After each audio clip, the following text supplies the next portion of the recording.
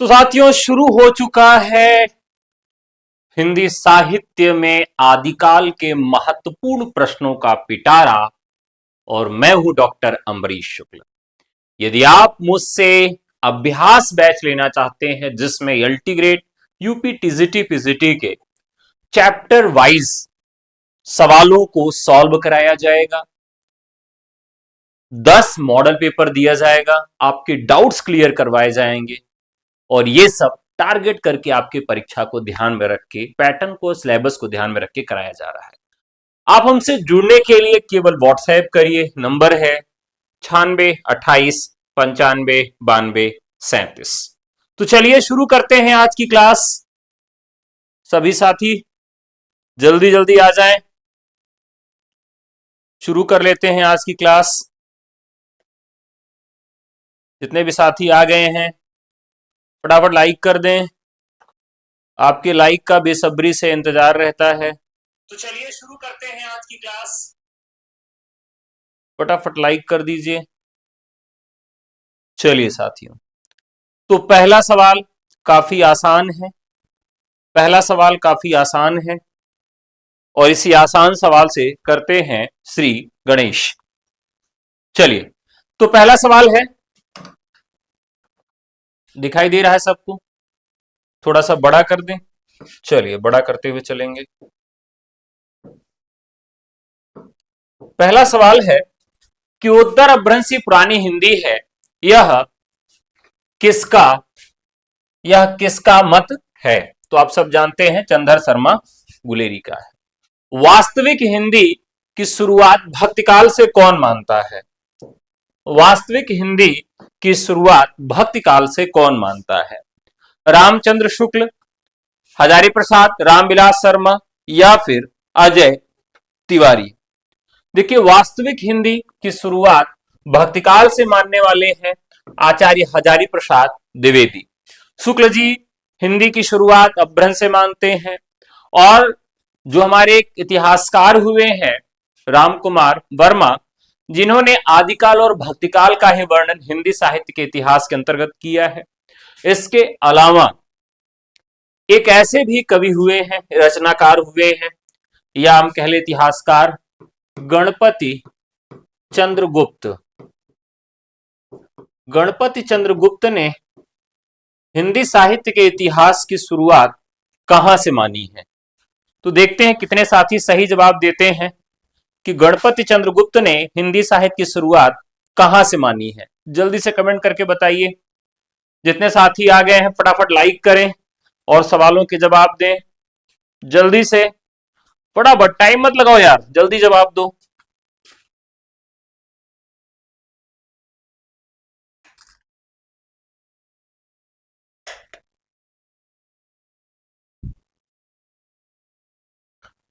तो फटाफट जवाब दो साथियों।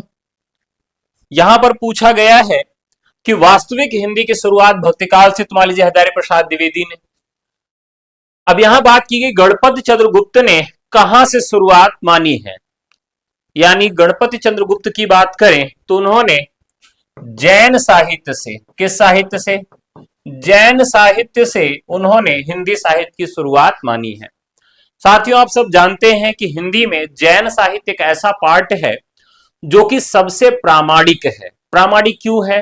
क्योंकि इसमें ज्यादातर धार्मिक उपदेश दिए गए हैं और प्रमुख तीर्थंकरों का जीवन वृत्त है। इस वजह से यह शांत रस में अधिक देखने के लिए मिलेगा और वास्तविक इतिहास की दृष्टि से आदिकाल में सबसे प्रामाणिक खंड अगर देखें तो वह हमारा जैन साहित्य ही मिलता है।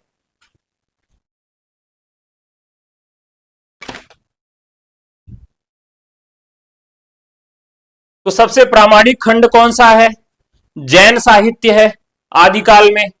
अगला सवाल है, हिंदी का प्रारंभ 993 ईस्वी से कौन मानता है? हिंदी का प्रारंभ 993 ईस्वी से कौन मानता है? बताइए।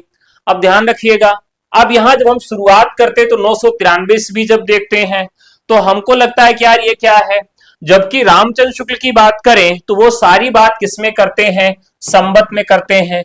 लेकिन जब आपसे परीक्षक सवाल पूछेगा तो तो आपको कंफ्यूज करने के लिए वो इसका समय जो रखेगा वह क्या रखेगा, वो इसका समय ईसवी नहीं रखेगा, संवत रख देगा, और संवत नहीं रखेगा ईसवी रख देगा। लेकिन जब आपसे सवाल गलत करवाना होगा तो वो क्या रख देगा, ईसवी रख देगा। अगला सवाल है, दसवीं दसवीं से 14वीं शताब्दी तक आदिकाल कौन मानता है? दसवीं से दसवीं से दसवीं से 14वीं शताब्दी तक आदिकाल कौन मानता है? देखिए, एक सीधा सीधा विभाजन हिंदी साहित्य के इतिहास का किया गया है, किसके द्वारा? हजारी प्रसाद द्विवेदी के द्वारा। उन्होंने बहुत अच्छे से किया, 10वें से 14वीं, 14वीं से 17वीं, 17वीं से 19वीं, 19वीं से अब तक। तो यह सबसे सरल और स्पष्ट विभाजन अगर देखें तो हजारी प्रसाद द्विवेदी के द्वारा किया गया है। ठीक है, अब हजारी प्रसाद द्विवेदी किस प्रकार के इतिहासकार हैं? तो वो इतिहासकार किस प्रकार के हैं? समाज शास्त्रीय तरह के हैं। और आलोचक किस प्रकार के हैं? तो मानवतावादी हैं। अगला सवाल, 8वीं से 12वीं शताब्दी तक आदिकाल किसने माना है? 8वीं से 12वीं शताब्दी तक आदिकाल किसने माना है? तो राइट आंसर हो जाएगा राहुल सांकृत्यायन।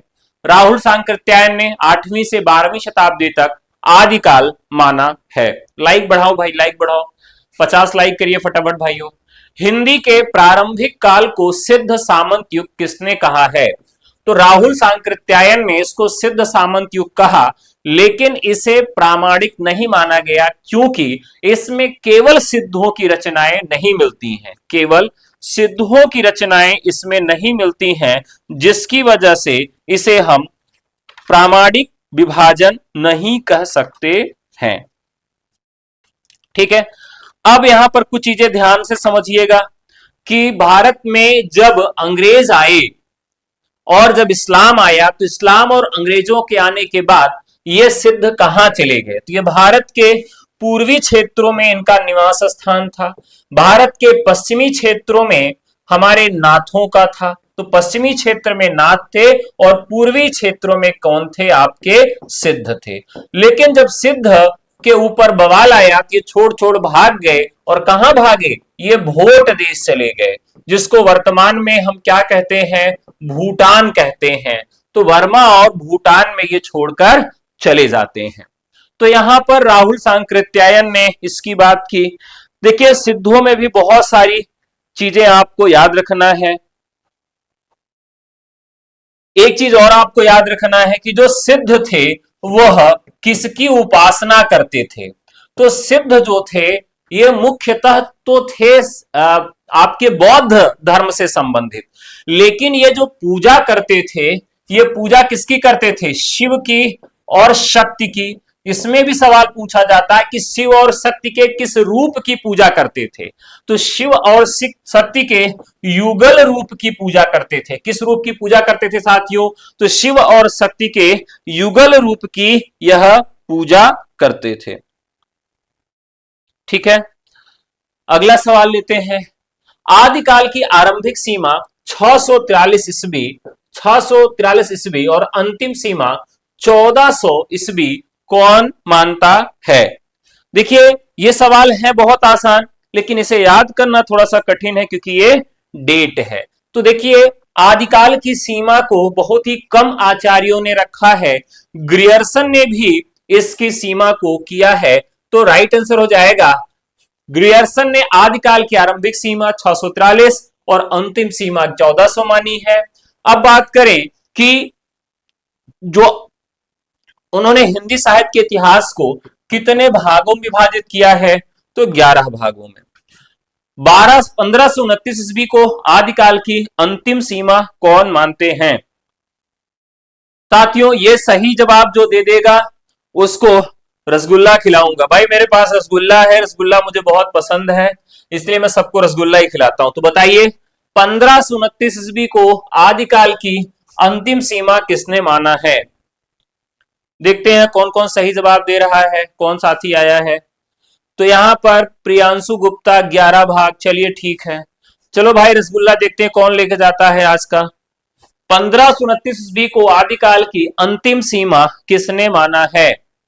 चलिए फटाफट लाइक करो यार, लाइक करो, लाइक करो, जल्दी से लाइक कर लो। बताना ना पड़ा करे यार मर्दे, बेइज्जती करवा देते हो मेरी बार बार कह के कि मैं लाइव करवा रहा हूं। चलिए, तो हम बात कर रहे थे, यहां पर सी लोगों ने जवाब दिया है, जबकि मेरे अनुसार ये क्या होना चाहिए? मिश्र बंधु होना चाहिए। क्या होना चाहिए? मिश्र बंधु होना चाहिए। मिश्र बंधुओं ने 743 से 1343 और 1343 से 1444 विक्रम संवत इसका समय निर्धारित किया है। इस प्रकार से आदिकाल की अंतिम सीमा मानने वाले मिश्र बंधु हैं। अगला सवाल है, 1318 ईस्वी को आदिकाल की अंतिम सीमा कौन मानता है? 1318 को आदिकाल की अंतिम सीमा कौन मानता है? अब ये अगर सवाल गलत हो गया तो भैया चुल्लू भर पानी लीजिए, चुल्लू भर पानी लीजिए और उसी में तुरंत स्नान कर लीजिए। अगर ये सवाल गलत हुआ तो मतलब सब कुछ पढ़ना लिखना बेकार है, पढ़ना लिखना बेकार है अगर ये सवाल आपका गलत हुआ। आंख खोल के देख लो, 1318 ईस्वी को आदिकाल की अंतिम सीमा कौन मानते हैं? जल्दी से जवाब दीजिए। गलत नहीं होना चाहिए, गलत नहीं होना चाहिए। तो ये बी कह रहे हैं महावीर प्रसाद द्विवेदी। वाह भाई वाह, बहुत बढ़िया, बहुत बढ़िया। और कौन कह रहा है? ये नाइन्थ का अ कह रहे हैं। चलिए तो लॉक करते हैं, Ramchandra Shukla is the right answer. Ramchandra Shukla is the right answer. 1318 को आदिकाल की अंतिम सीमा कौन मानते हैं? तो आचार्य रामचंद्र शुक्ल ही मानते हैं। तो शुक्ल जी का जो विभाजन है उन्होंने 1050 से 1375 सीमा निर्धारित की थी। अगला सवाल, अगला सवाल, आचार्य शुक्ल किस आधार पर आदिकालीन जैन साहित्य को हिंदी की परिधि से बाहर मानते हैं? बहुत आसान सा सवाल है। दरअसल शुक्ल जी कहते थे कि भैया ये एक प्रकार का धार्मिक साहित्य है, सांप्रदायिक साहित्य है, जिसकी वजह से इसे हिंदी में नहीं रखा जाना चाहिए। तो धार्मिक साहित्य के आधार पर इसको वो साहित्य से हटाते हैं। लेकिन हजारी प्रसाद द्विवेदी कहते हैं कि धार्मिक साहित्य के आधार पर इसको आप हटाएंगे तो इस तरह कि अगर हम परिधि भक्तिकाल के लिए बनाएं तो भक्तिकाल में तो कुछ बचेगा ही नहीं, इसलिए हम इसे धार्मिक साहित्य कह के आदिकाल से हटा नहीं सकते हैं। और गणपति चंद्रगुप्त इसे सबसे विश्वसनीय और ऐतिहासिक काव्य मानते हैं और यहीं से वह आदिकाल की शुरुआत भी मानते हैं।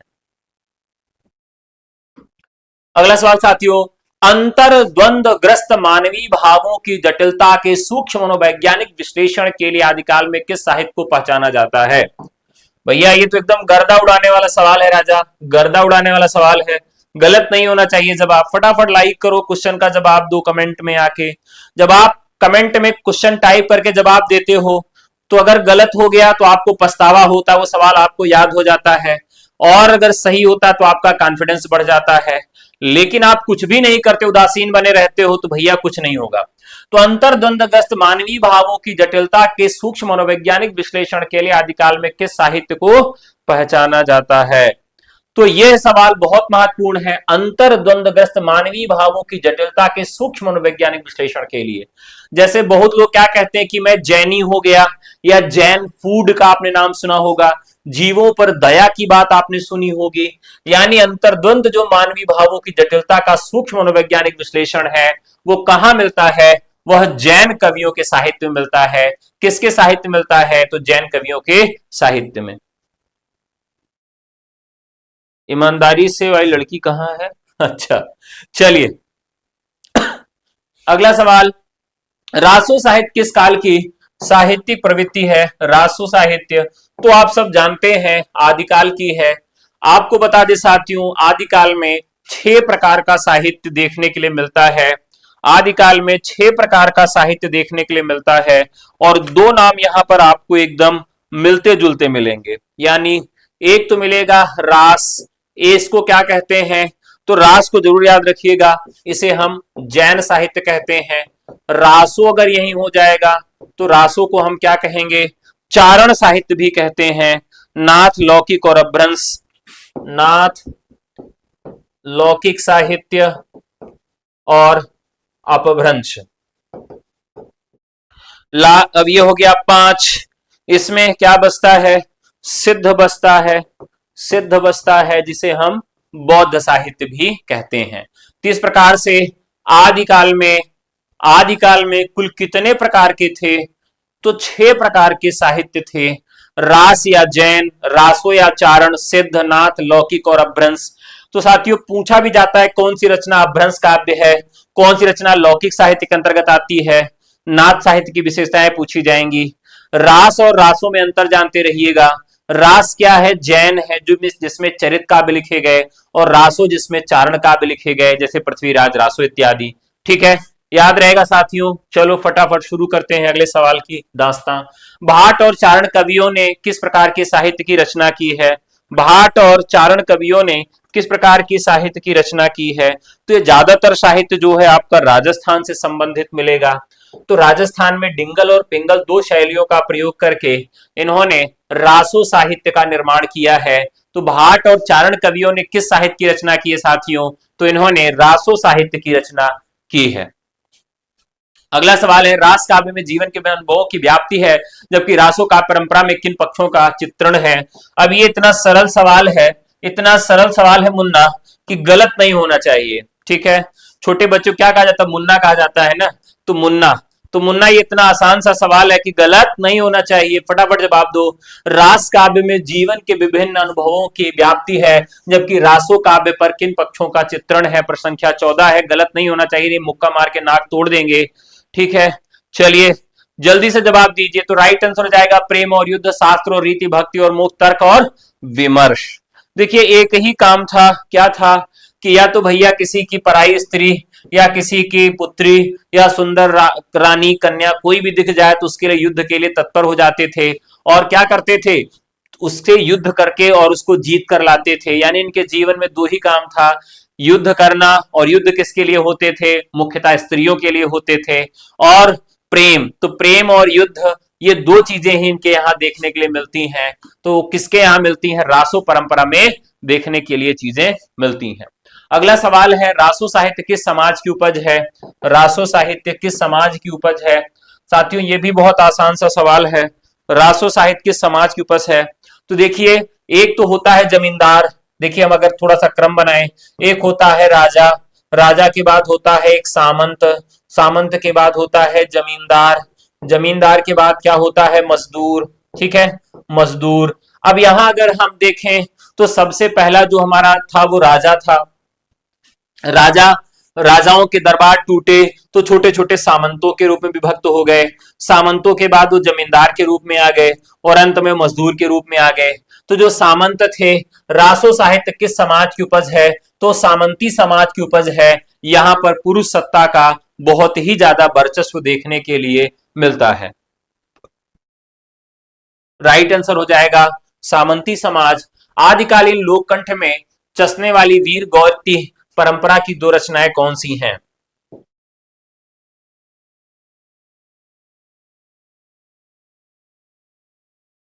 वीर परंपरा की दो रचनाएं कौन सी हैं? प्रश्न संख्या 16, परमाल रासो, परमाल रासो और बीसल देव रासो, परमाल रासो और बीसल देव रासो। अगला सवाल है, अच्छा भोजन बना ले, अरे इतना देर में आपको भोजन की याद आई है? हाँ? वाह भाई वाह भाई वाह भाई वाह भाई। चलो फटाफट अगला सवाल लेते हैं। वास्तविक देश भाषा काव्य कहलाने वाले आदिकालीन लोक साहित्य रचनाओं के मुल्तान, अवध, राजस्थान और मिथिला के अतिरिक्त कौन सा केंद्र था? ये बहुत बढ़िया सवाल है। यहाँ क्या बताना है आपको, सवाल को ध्यान से समझिएगा। वास्तविक देश भाषा काव्य कहलाने वाली आदिकालीन लोक साहित्य रचनाओं के मुल्तान, अवध, राजस्थान और मिथिला के अतिरिक्त कौन सा केंद्र था? साथियों ये सवाल तो गलत होना ही नहीं चाहिए। अगर गलत हो गया तो खोपड़िया तोड़ देंगे राजा। देखिए रामचंद्र शुक्ल की बात करें तो उन्होंने वीरगाथा काल नामकरण के पीछे कुल 12 रचनाओं का उदाहरण दिया। और 12 रचनाओं को कैसे हम याद करते हैं? 12 रचनाओं को हम कैसे याद करते हैं? तो यहां पर उन्होंने अपभ्रंश की 4 रचनाएं बताई, विजयपाल रासो, हमीर रासो, कीर्तिरता और कीर्तपता का। देश भाषा में खुमान रासो, बीसल देव रासो, पृथ्वीराज रासो, जयचंद प्रकाश, जयमेंग, जयचंद्रिका, परमाल रासो और खुसरो की पहेलियां और विद्यापति पदावली। पृथ्वी की खूबी, जय जय परम विद्या खुसरो, हम भी की करदा, ये इसके ट्रिक हैं। हम भी की करदा, हवी की करदा, हवी का मतलब हस्बैंड होता है, हवी की करदा, कीर्तिलता कीर्ति पताका, ये मैंने आपको ट्रिक बताया था। ठीक है, अब यहां बात करें तो इन सब के लिए कौन सा देश भाषा काव्य की बात करें तो देश भाषा काव्य के लिए जो मुख्य केंद्र हुआ करता था वो दिल्ली हुआ करता था। तो दिल्ली के अलावा मुल्तान, अवध, राजस्थान और मिथिला ये इनका प्रमुख केंद्र हुआ करता था, ये इनका प्रमुख केंद्र हुआ करता था। ऐतिहासिक प्रक्रिया के आधार पर ग्रियर्सन ने आदिकाल का नामकरण क्या किया? बहुत आसान सा सवाल है। तो उन्होंने क्या नामकरण किया साथियों? चारण काल इसका नाम दिया है। इसी तरह से चारण काल नामकरण और भी लोगों के द्वारा किया गया है। अगला सवाल है, मिश्र बंधुओं ने आदिकाल का नाम क्या रखा है? चलिए, तो यहां पर प्रारंभिक काल द राइट आंसर। साहित्य के प्रथम काल को वीरगाथा काल किसने कहा? रामचंद्र शुक्ल ने कहा। आचार्य शुक्ल ने किस आधार पर प्रथम काल को वीरगाथा काल कहा? अब ये सवाल का जवाब देना है साथियों, बहुत ही महत्वपूर्ण सवाल है।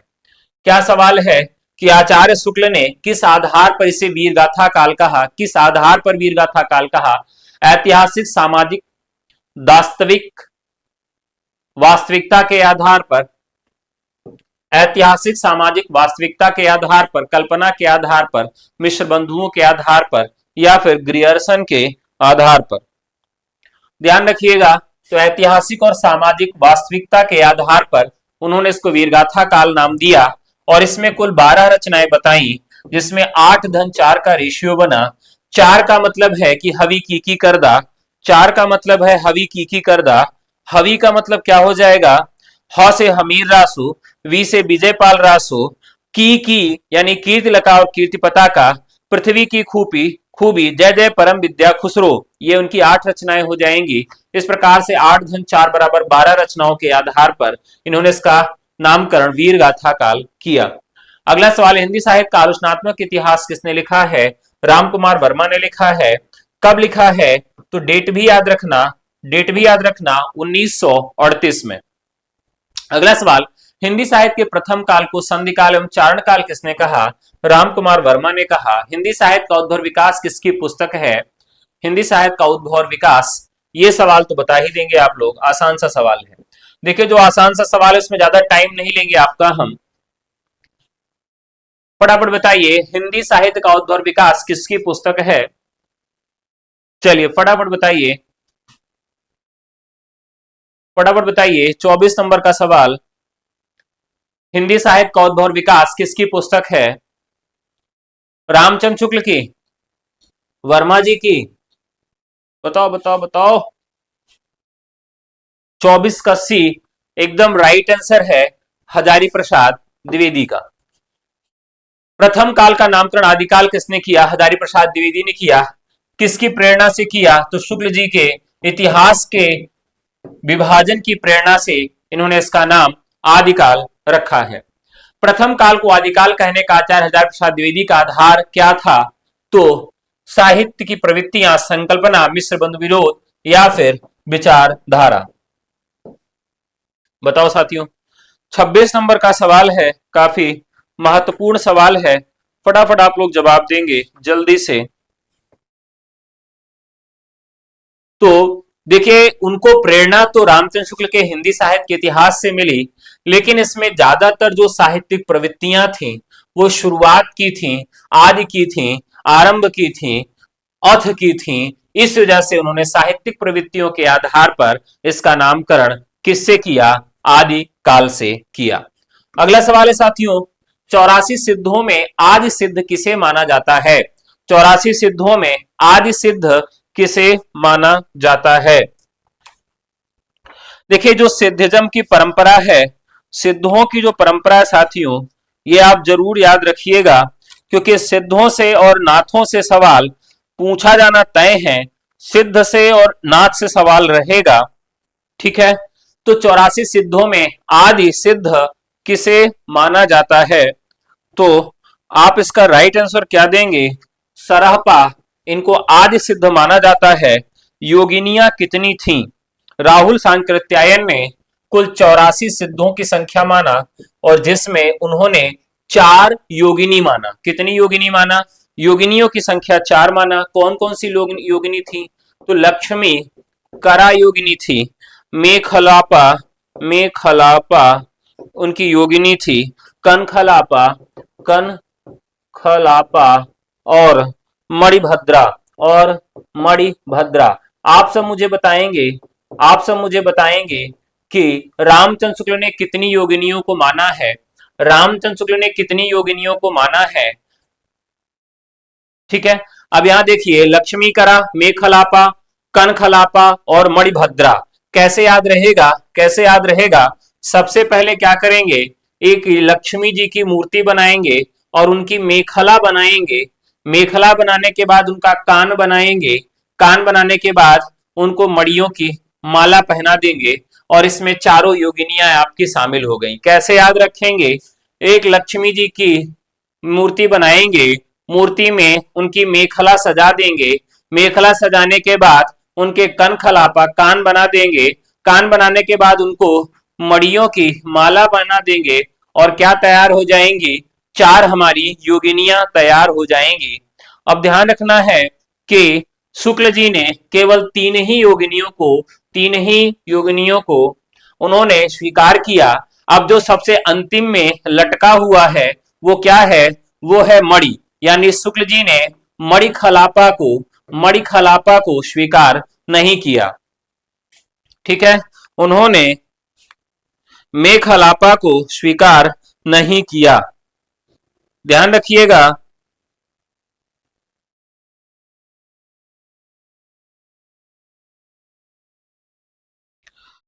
अब आप सब फटाफट बता दीजिए, मेखला का मतलब क्या होता है?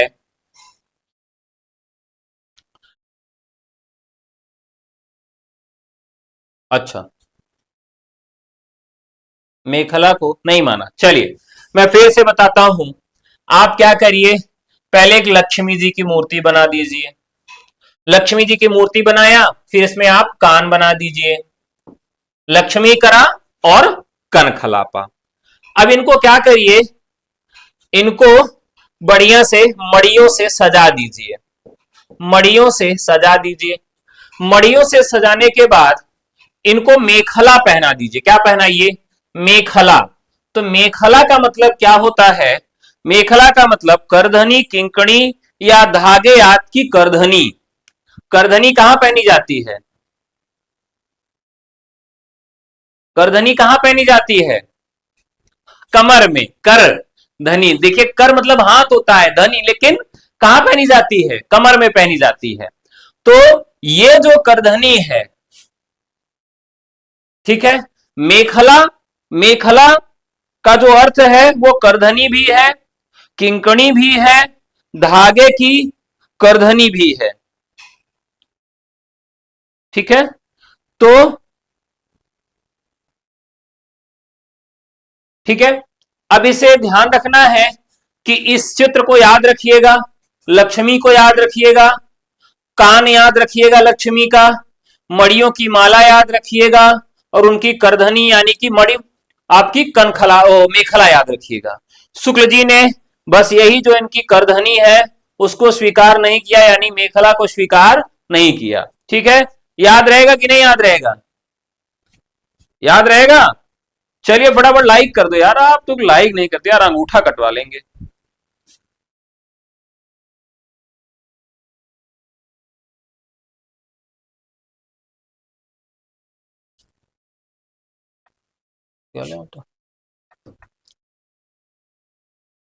चलिए बहुत बढ़िया। मजा आ रहा है कि नहीं पढ़ने में? बहुत सारे लोग कहते हैं गुरुजी आज मजा नहीं आया। जैसे पेड क्लास में कई बार बच्चे कहते हैं गुरुजी आज मजा नहीं आया। तो हमको लगता है यार कौन सा मजा लेने के लिए आप आए हुए थे जो हम दिला नहीं पा रहे हैं आपको। तो वैसे आज बताइए मजा आया कि नहीं आया? चलिए चलिए आगे बढ़ते हैं। सिद्धों के विषय में एक चीज और ध्यान रखने वाली है। सिद्धों के विषय में कुछ चीजें और ध्यान में रखने वाली हैं, जैसे मैं आपको बता दूं, जहां से चीजें पूछी जाएंगी। चित्र बहुत बढ़िया है, चलिए धन्यवाद। बौद्धोगान दोहा को हरप्रसाद शास्त्री ने जो है यह किया था। सिद्धों के दर्शन के 3 साधना ग्रंथ हैं। सिद्धों के दर्शन, सिद्धों का जो दर्शन है, सिद्धों के दर्शन का साधना ग्रंथ, साधना ग्रंथ कितना है? तिनका साधना ग्रंथ 3 है। दहन समुच्चय, आदि कर्म प्रदीप, दहन समुच्चय, आदि कर्म, आदि कर्म, आदि कर्म प्रदीप, यह इनका दूसरा ग्रंथ है। और तीसरा मंजूश्री कल्प, मंजूश्री कल्प। अब ये क्या सवाल है? तो यहां पर सवाल है कि सिद्धों के दर्शन का साधना ग्रंथ कितना है। तो सिद्धों के दर्शन का साधना ग्रंथ धन समुच्चय, आदि कर्म प्रदीप और मंजूश्री कल्प, ये तीनों आपको याद रखना है। एक सवाल आप सब बता दीजिए, फिर उसके बाद अगले सवाल पे चलेंगे। बहुत देर हो गया, रसगुल्ला नहीं खिलाए। कुछ हमारे नए साथी भी आए हैं, भले लाइक नहीं किए हैं, लेकिन रसगुल्ला तो उनको खाने का मौका हम देंगे ही। सराहपा की रचनाएं किस श्रेणी में आती हैं? सराहपा की रचनाएं किस श्रेणी में आती हैं? महाकाव्य, मुक्तक, प्रबंध काव्य या फिर खंड काव्य? 1, 2, 3, 4। तो जो साथी हमारे देर से आए हैं उनके लिए भी रसगुल्ले की व्यवस्था मैंने कर दिया है। बताओ भाई।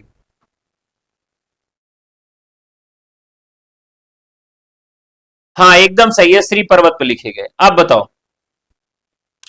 फटाफट बताओ। सराहपा जो है, इनकी रचनाओं को हम किस शैली की रचनाओं के अंतर्गत रखेंगे? महाकाव्य में, मुक्तक काव्य में, प्रबंध काव्य में या फिर खंड काव्य में? तो इस बार देखें, संगीता जी ने मुक्तक कहा है। मुक्तक, मुक्तक भैया, इस बार जितने लोगों ने मुक्तक कहा है, इस बार रसगुल्ला उन्हीं से खा लीजिएगा आप लोग। सरापा का साहित्य खंड काव्य की श्रेणी में आता है। जितने लोगों ने भी मुक्तक बताया है, वो सभी लोगों, जितने भी लोग लाइव हैं, उनको रसगुल्ला खिलाएंगे भाई, मेरी जिम्मेदारी नहीं है। जब आप लोग गलत जवाब देंगे तो हम रसगुल्ला थोड़ी खिलाएंगे आपको। तो सरापा का जितना भी काव्य है उसको हम खंड काव्य की श्रेणी में रखते हैं। जितने लोगों ने भी गलत जवाब दिया है उनके ऊपर एक एक रसगुल्ला उधार हो गया। चलिए, 84 सिद्ध में आदि सिद्ध किसे माना जाता है? सरापा। सिद्धों की बद्रयान कालीन तांत्रिक साधना पद्धति का सकारात्मक योगदान क्या है? सकारात्मक योगदान क्या है? चलो फटाफट जवाब दीजिए। देखिए कितने लोग जवाब दे पाते हैं सही। यार जवाब मत दिया करो यार, मतलब जवाब देरी मत किया करो, जल्दी दिया करो।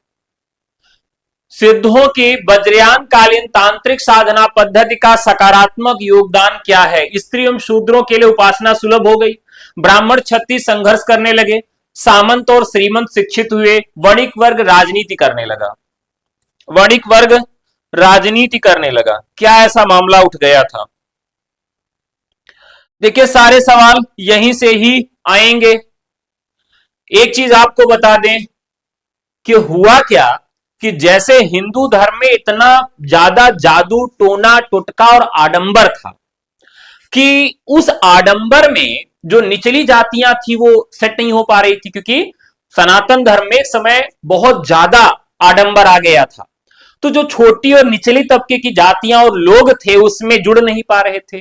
तो उन्होंने बौद्धिज्म से जुड़ने का प्रयास किया। जब वो बौद्धिज्म में जुड़ गए तो चमत्कार को नमस्कार कैसे हो? तो चमत्कार तो सबको प्रभावित करता है, ठीक है। अब अगर बाबा जी ने चाकू से नींबू काटा और नींबू से खून निकलने लगा तो बाबा जी ईश्वर है, और वही मदारी ने काट दिया तो मदारी है।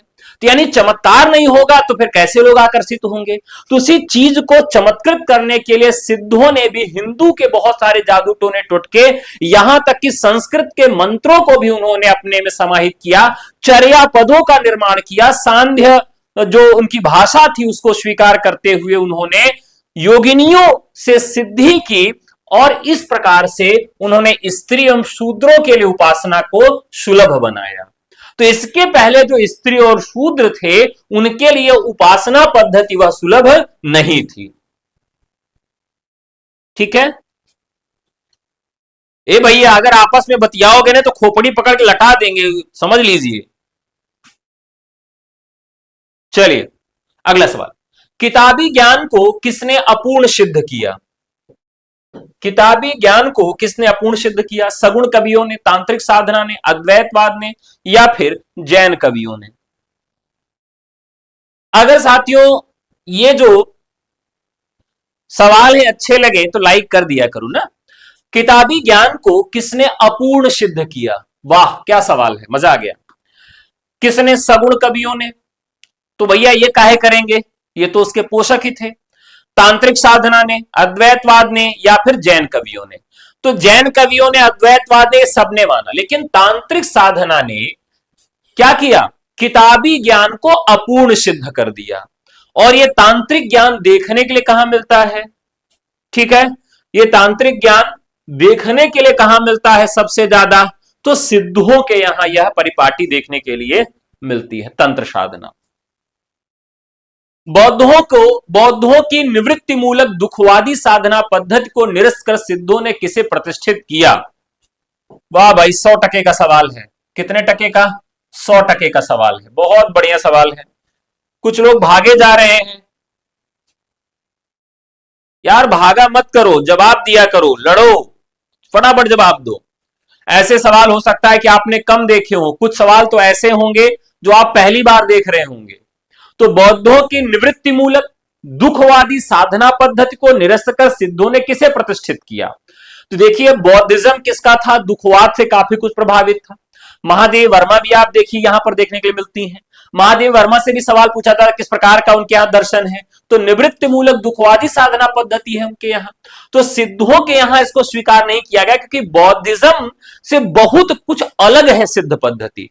अब बौद्धिज्म में देखिए बुद्ध की पूजा है, लेकिन जब हम सिद्धों के यहां आते हैं तो यहां पर शिव और शक्ति के युगल रूप की पूजा होती है। और शिव और शक्ति की युगल रूप की पूजा कैसे होती है? पंचमकारों से होती है। यानी पंचमकारों को आप खूब अपने जीवन में कर लीजिए, तब जाके आप सिद्ध बन जाएंगे। और सिद्ध बनने के लिए भी आपको क्या करना पड़ेगा? अपनी खुद की एक पर्सनल योगिनी रखनी पड़ेगी, और योगिनी के साथ आप संसर्ग स्थापित करेंगे। और संसर्ग स्थापित करते समय क्या करना पड़ेगा? वीर को ऊर्ध्वगामी करना पड़ेगा सहवास के दौरान। और सहवास के दौरान अगर वीर ऊर्ध्वगामी होगा तो और अधिक आनंद की प्राप्ति होगी। इस प्रकार से इन लोगों ने यह एक प्रकार के भ्रष्टाचार एकदम जिसको कह सकते हैं तंत्र साधना के अनुसार इन्होंने ये शुरू कर दिया।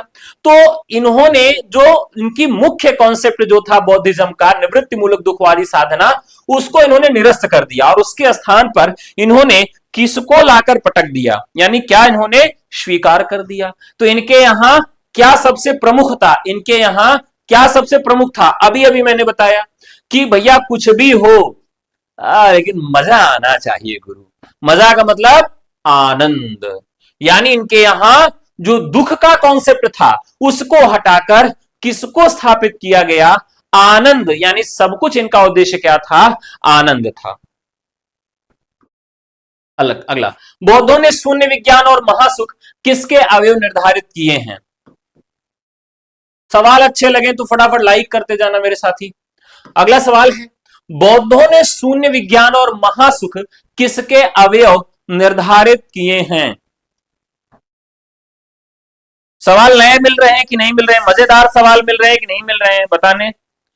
चलिए देखिए, बौद्धों ने शून्य विज्ञान और महासुख किसके अवयव निर्धारित किए? निर्वाण प्राप्ति के। किसके? निर्वाण प्राप्ति के। अरे यार आप लोग तो तुरंत ही आते हो पढ़ने के लिए, पूछने लगते हो कितने सवाल हैं, ऊब जाते हो कहा पढ़ते पढ़ते। हे भगवान, डीबी और सबरी आदिकालीन समाज के थे? चलिए, इतना जल्दी उबा मत करो भाई। यहां है डोम्बी। डोम्बी और सबरी, डोम्बी और सबरी आदिकालीन समाज में किससे संबंधित थे? तो ये दलित और वंचित थे। सिद्ध कवियों ने अपना काव्य नायक किसे बनाया? वाह, मजेदार सवाल है। आज के सारे सवाल मस्त है, एकदम मजा आ जा रहा है। फटाफट जवाब दीजिएगा। चलिए, सिद्ध कवियों ने अपना काव्य नायक किसे बनाया? तो सिद्ध कवियों ने अपना काव्य नायक दलित और पीड़ित लोगों को बनाया। अगला सवाल है, वर्णाश्रम धर्म का विरोध और मनवादी कर्मकांड का प्रहार करने वाले कौन थे? तो आप जानते हैं कि विरोध का स्वर सबसे पहले आपको किसके यहां मिलता है? सरापा के यहां मिलता है। और वो कौन थे? सिद्ध थे। आगम वेद पुराण ही पंडिय मान महीन, ये कंडया क्या कहना चाहते हैं ब्राह्मणों के संबंध में? तो जल्दी जल्दी जवाब दीजिएगा। 35 नंबर का, आगम वेद पुराण ही पंडिय मान वहंती से कणपा क्या कहना चाहते हैं? कणपा क्या कहना चाहते हैं? कुल मिलाकर वो रूढ़िवादी मानसिकता पर इससे प्रहार करना चाहते हैं। मूढ़वादी मानसिकता पर प्रहार करना चाहते हैं। आचार्य शुक्ल ने अपभ्रंश के किस अन्य नाम से इसे रेखांकित किया है? हाँ गुरु भैया, बहुत देर हो गया, कुछ लोगों को नींद आ रही है।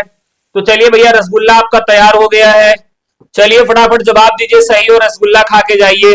सवाल क्या है? मोहन भोग बना दे रहे हैं इस बार, रसगुल्ला नहीं बनाएंगे, मोहन भोग है। चलिए बताइए, आचार्य शुक्ल ने अपभ्रंश को किस अन्य नाम से रेखांकित किया है? सही जवाब देने वालों को ये मोहन भोग खिलाया जाएगा। वैदिक संस्कृत, लौकिक संस्कृत, पाली या प्राकृत भाष? तो इन्होंने साथियों, देखते हैं कौन सही जवाब दे रहा है। तो डी ऑप्शन कौन दिया? डी कौन दिया? डी कौन दिया? 36 को डी सबसे पहले किसने दिया? तो सबसे पहले दिया है शिव यादव। शिव यादव ने, या शिव्या यादव, भैया जो भी नाम हो आपका। तो यहां पर शिव को ये भैया मिल रहा है प्राकृताभाष। अगला सवाल है, समाज के साथ साथ किस धरातल पर सिद्धों का विद्रोह दिखाई देता है? 50 सवाल तक कराएंगे, 50 सवाल तक कराएंगे। 37 सवाल चल रहा है। राइट आंसर हो जाएगा, समाज के साथ साथ किस धरातल पर सिद्धों का विद्रोह दिखाई देता है? तो भाषा में भी उनका विद्रोह दिखाई देता है। भाषा में भी उनका विद्रोह दिखाई देता है। अगला सवाल है, सिद्धों की प्रतीकात्मक भाषा को किस नाम से जाना जाता है? सिद्धों की प्रतीकात्मक भाषा को किस नाम से जाना जाता है? तो उनको संधा भाषा के नाम से जाना जाता है। किस नाम से जाना जाता है? संधा भाषा के नाम से जाना जाता है। अच्छा, पीला रसगुल्ला नहीं खाते हैं, चलिए सफेद वाला बनाते हैं। अगला सवाल है, सिद्धों की संधा भाषा में अर्थ का एक धरातल लोकानुभव से जुड़ा दूसरा निम्न में किसकी अनुभूति कराता है? ये भी बहुत तगड़ा सवाल है, मोटा ताजा नया नया सवाल है, पानी मार के छींटा मारने वाला एकदम बढ़िया सवाल है। जल्दी जवाब दीजिएगा। चलिए भाई, किसी ने कहा कि हमें पीला रसगुल्ला नहीं पसंद है, तो उनकी बेहद मांग पर छोटा वाला सफेद रसगुल्ला तैयार हो गया है। जल्दी से जवाब दीजिएगा। सिद्धों की संधा भाषा में अर्थ का एक धरातल लोकानुभव से जुड़ा है, दूसरा निम्न में किसकी अनुभूति से जुड़ा है? यानी उनकी संधा भाषा जो प्रयोग करते थे सिद्ध, वह लोक का अनुभव जो है वह उसमें देखने के लिए मिलता है। और दूसरी चीज उसमें क्या देखने के लिए मिलती है? दुख है, सुख है, दार्शनिकता है, या फिर व्यर्थता है। चलिए चलिए, तो भैया इसमें सबसे पहले 39 का सी दिया है मनीषा ने। चलिए भैया, मनीषा को बधाई हो सफेद रसगुल्ला की, यानी उन्होंने दार्शनिकता को सही आंसर माना है। राइट आंसर दार्शनिकता। अगला सवाल है, सिद्धों के चर्यापद और वज्रगीत किसके उदाहरण हैं? वज्रगीत और चर्यापद जो उदाहरण हैं किसके हैं? तो ये जो सही जवाब देगा, चलिए बताइए। तो दरअसल मैंने आपको बताया कि होता क्या है कि हम बड़े नकलची होते हैं। तो जितने भी भारत के धर्म हैं या विश्व के जितने भी धर्म हैं, वो एक दूसरे की नकल करते हैं। जैसे बौद्धिज्म में क्या था कि हम पूजा पाठ नहीं करेंगे, अगरबत्ती नहीं दिखाएंगे। अब बुद्ध की मूर्ति बनी, उनके सामने क्या कर रहे हैं? अगरबत्ती दिखा रहे हैं। जिस पूजा, फूल, तेल इत्यादि के लिए साईं पूरा जीवन तक अपना संघर्ष किए, उन्हीं साईं को अगरबत्ती दिखाई जाती है, तेल चढ़ाया जाता है। यानी जिसका जिसने विरोध किया, कबीर जिस मूर्ति पूजा का विरोध करते थे वही मूर्ति उनकी बना दी गई है। तो ये जो पूरी धारणा रही है इसी प्रकार की रही है। तो सिद्धों के चर्या पद और वज्रगीत किसके उदाहरण हैं? यानी जब सिद्धिज्म में आए तो उनको हिंदू धर्म पद्धति की कुछ चीजें लालची पूर्ण लगी, यानी उन्होंने देखा कि उनके यहाँ तो मंत्र पढ़ा जाता है, हमारे यहाँ कोई मंत्र नहीं है, तो उन्होंने गीति परंपरा शुरू की और ये एक प्रकार के गीति काव्य थे। और इन गीति काव्यों का प्रयोग कहाँ किया जाता था? तो जब उनके तंत्र मंत्र साधना होते थे या उनके यहाँ जब कोई धार्मिक अनुष्ठान होता था, तो धार्मिक अनुष्ठान में साथियों सिद्धों ने चर्या पद को सुनाया था। इंडिया मैच जीत गया, अरे वाह भाई, कांग्रेचुलेशन भाई, बहुत बधाई हो आप सबको। चलिए बहुत बधाई, इसीलिए आज कम लोग आए हैं। सिद्धों ने मुक्तक किन शैलियों में रचे? सिद्धों ने मुक्तक किन शैलियों में रचे? चलिए फटाफट जवाब दीजिए। वाह भाई वाह, बहुत बढ़िया सवाल है, जल्दी से जवाब दीजिएगा। तो दोहे और अर्धतालियों में खालिक बारी अमीर खुसरो की किस विधा की रचना है? खालिक बारी क्या है साथियों? शब्दकोश है। नव्य भारतीय आर्य भाषाओं के विकास पूर्व का सही विकास क्रम बताइए। वाह, ये सवाल आप समझिए कि एकदम मस्त चोखा वाला सवाल है, पूछा जा सकता है। तो कैसे याद रखेंगे इसको? मैंने कई बार आपको बताया है। तो इसको कैसे याद रखेंगे? वैदिक संस्कृत, लौकिक संस्कृत, प्राकृत और अपभ्रंश। अपभ्रंश के बाद आ जाता है औहट, औहट के बाद आ जाता है पुरानी हिंदी, पुरानी हिंदी के बाद क्या जाती है? मानक हिंदी आ जाती है। तो इस प्रकार से भी हम इसको याद रखेंगे। 43 का ये हो गया। अगला सवाल है, आदिकालीन सिद्ध कवियों का संबंध किस धर्म से था? सिद्ध कवियों का संबंध किस धर्म से था? तो देखिए यहां अगर धर्म पूछा जाएगा तो इसका जवाब बदल जाएगा, यानी बौद्ध से हो जाएगा। लेकिन इसमें अगर स्तुति किसकी की जाती थी तो शिव और शक्ति की स्तुति की जाती थी। किस रूप की? तो वह योगिनी रूप, यानी कि उनके मतलब युगल रूप की। तो बौद्ध धर्म जब तंत्रवाद में परिवर्तित हो गया तो किस साधना पद्धति का उद्भव हुआ? बौद्ध धर्म जब तंत्रवाद में परिवर्तित हो गया तो किस साधना पद्धति का विकास हुआ या उद्भव हुआ? तो ध्यान रखिएगा। तो यहां पर क्या है? वह लिखा है वज्रयान का। किसका हुआ? बौद्ध धर्म जब तंत्रवाद में परिवर्तित हो गया किस साधना पद्धति का हुआ? तो वज्रयान का हुआ। वज्रयान का मतलब किससे बना है? महायान से। महायान का मतलब क्या होता है? बड़ी गाड़ी। और इसका जो छोटा रूप था उसको क्या कहते थे? हीनयान। हीनयान का मतलब छोटी गाड़ी होता था। ठीक है, अगला सवाल है, सिद्धों ने किस साधना पद्धति को अपनाया? तो ये बहुत ही बढ़िया, यानी इससे पूछा गया है वज्रयानी वाम मार्गी। ध्यान रखिएगा, मार्गी जरूर याद रखिएगा। वज्रयानी वाम मार्गी साधना पद्धति को सिद्धों ने स्वीकार किया था।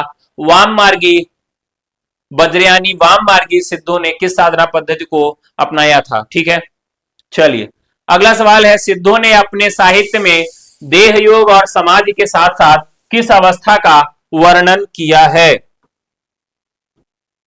चलिए भाई, इस बार आप लोगों के लिए रसगुल्ला तैयार है। ये सफेद वाला रसगुल्ला है। सफेद वाला आपका ये ऊपर है, अंदर ये पीला वाला भरा है। तो बहुत तगड़ा रसगुल्ला बना दिया हूं गुरु। जो सही जवाब देगा उसको ये रसगुल्ला दिया जाएगा। 47 नंबर का सवाल है, सिद्धों ने अपने साहित्य में देह योग और समाधि के साथ साथ किस अवस्था का वर्णन किया? नाम स्मरण, हठ योग, विग्रह आराधना या फिर सहज शून्य? चलिए 47 का बी जवाब दिया है प्रीति ने। 47 का बी जवाब दिया है प्रीति ने। चलिए और लोग देखते हैं। 47 का ए जवाब आया है। 47 का ए जवाब आया है किसका? अवधेश का। धर्मेंद्र का जवाब आया है बी। शशि का आया है डी। सुनीति का आया है बी। देखिए चलिए तो हम इसको कर देते हैं कंफर्म, सहज शून्य। तो हम सरापा की बात करते हैं तो वो सहज साधना के प्रवर्तक हैं। तो सहज शून्य को सिद्धों ने अपने साहित्य में देह योग और समाधि के साथ साथ किस अवस्था का वर्णन किया? सहज शून्य अवस्था का वर्णन किया है। ये सहज शून्य अवस्था है क्या? तो आपने अगर कभी शक्तिमान देखा है ना साथियों, देखा होगा। तो उसमें क्या था कि इस प्रकार से ऐसे कुछ शक्तियां जागृत होती थी शक्तिमान की, और ये जब एकदम ऊपर चले जाते थे तो यहाँ पर ब्रह्मरंध्र खुल जाता था और यहां पर शून्य की अवस्था में पहुंच जाते थे और यहीं से क्या होता था, यहीं से तमराज किल्विस को मार भी डालते थे ना, हरा देते थे। तो यहां पर क्या है कि जब ये एकदम ऊपरी अवस्था में चले जाते हैं, ब्रह्मरंध्र जब खुल जाता है तो ब्रह्मरंध्र में क्या होती है, शून्य की अवस्था होती है। तो सहज शून्य जो पद्धति है यह अभी सिद्धों ने स्वीकार की है। अरे यार चाउमीन और बर्गर की व्यवस्था नहीं है, चलिए मुंह मीठा कराया जाता है। किस साहित्य इतिहासकार ने सिद्ध साहित्य को लोक मर्यादा विरोधी जीवन की स्वाभाविक संवेदनाओं से रहित माना है?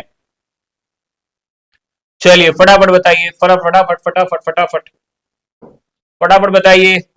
चलिए किस साहित्य इतिहासकार ने साहित्य को लोक मर्यादा विरोधी जीवन की स्वाभाविक संवेदनाओं से रहित माना है? गलत नहीं होना चाहिए, खोपड़िया तोड़ देंगे।